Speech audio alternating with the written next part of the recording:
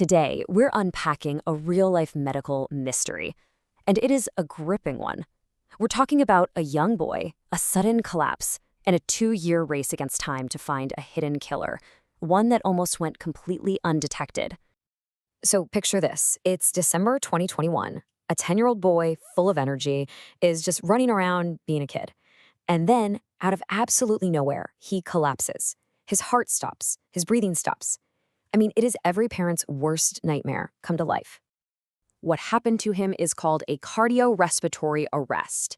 It's just a sudden, catastrophic failure of the body's most basic functions. And when this happens, the clock is ticking and every single second is critical. The odds of survival? Well, they are shockingly low. Yeah, that's right. For a cardiac arrest that happens outside of a hospital, the mortality rate is 90%. Miraculously, this young boy was resuscitated. But that number just shows you how incredibly high the stakes were. So now, the question for the doctors wasn't just how to treat him, but the much bigger mystery was why. Why did this happen to a healthy 10-year-old in the first place? Okay, so the investigation kicks off with the most likely culprit, especially in a young person, a problem with the heart's electrical system. Think of it like faulty wiring in a house. The structure itself seems totally fine, but the signals telling the heart when to beat are just going haywire. The first diagnosis they landed on was something called long QT syndrome, or LQTS. It's an inherited electrical disorder that can cause these really chaotic, dangerous heartbeats. And, it seemed to fit. It made sense, especially because the boy had been complaining of chest pain during exercise for a couple of years. On the surface, it looked like a classic open and shut case. And this chart really helps explain the doctor's thinking here.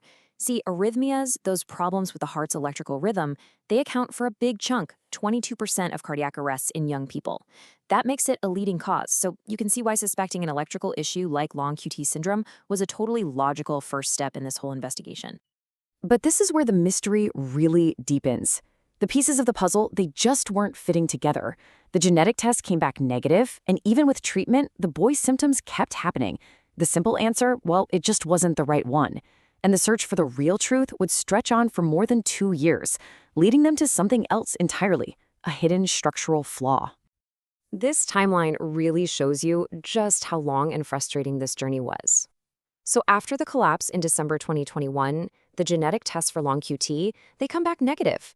They implant a heart monitor, but over the next 2 years, the boy keeps having chest pain during exercise, leading to multiple trips to the ER. The initial theory was clearly wrong, and all this time, a time bomb was still ticking. So this was the crucial question, right? If it wasn't the heart's electrical wiring, which seemed so likely at first, then what on earth could it be? And the answer, as it turns out, wasn't a wiring problem at all. It was a plumbing problem. It was a structural defect the boy was born with, something called anomalous origin of the coronary arteries. His heart literally had a life-threatening flaw in its very design. So, with this new lead, the medical team finally had their prime suspect. They could now use advanced imaging like a CT scan to get a crystal clear picture of what was really going on inside the boy's heart, especially when it was under the stress of exercise. And that CT scan, it revealed the problem in just stunning detail. His left coronary artery, which is a vital fuel line for the heart, it was growing from the wrong spot. Because of that, it was getting squeezed between 2 other major arteries. So every single time his heart pumped harder during exercise, that artery was getting kinked like a garden hose, starving his heart muscle of blood and causing a massive blockage. Once they finally knew the true cause, the solution was clear. In February 2024, surgeons performed this really complex operation to basically reroute the artery, putting it back in its correct position. And by October, follow-up scans confirmed the surgery was a complete success. The plumbing was fixed, and it was fixed for good. This whole story is just incredible, and it offers some really crucial lessons that go way beyond just this one patient. So let's break down the key takeaways and what we can all learn from a case like this.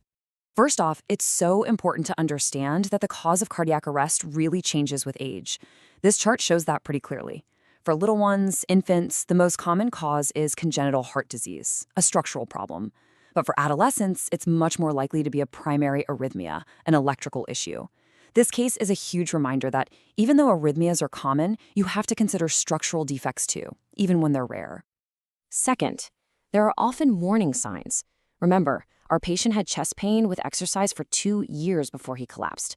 Symptoms like these, chest pain during a workout, fainting, dizziness, weird heart palpitations, or sudden shortness of breath, these should never, ever be dismissed, especially in active young people. And finally, and this is so important, we have simple yet powerful tools to catch these issues early.